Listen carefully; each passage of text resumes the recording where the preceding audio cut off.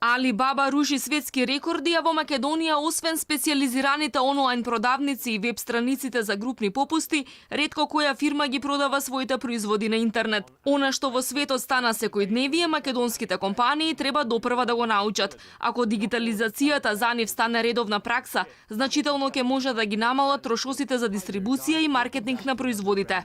Ако компаниите ја воведат дигитализацијата, трошоците ќе паѓаат различно зависно од видот на компанијата.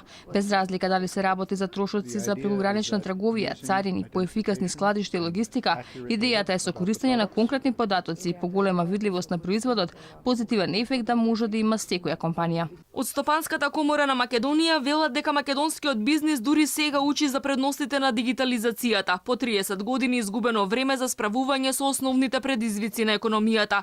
За да има онлайн продажба, неопходно е да се развива индустријата и извозот. Велат двигатели на дигитализацијата и новите технологии се единствено странските инвеститори. Поединачни примери, успешни, кои што морат државата да ги поттикне.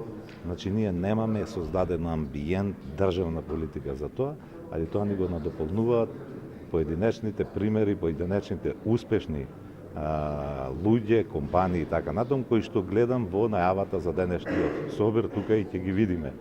Ретките компании што нудат продажба на своите производи по електронски пат најчесто работат исклучиво на територијата на државава. Предходната влада помагаше при изработка на интернет продавници, но сепак денеска фирмите што продаваат преку интернет не сочинуваат ниту 1% од вкупниот број на македонски компании.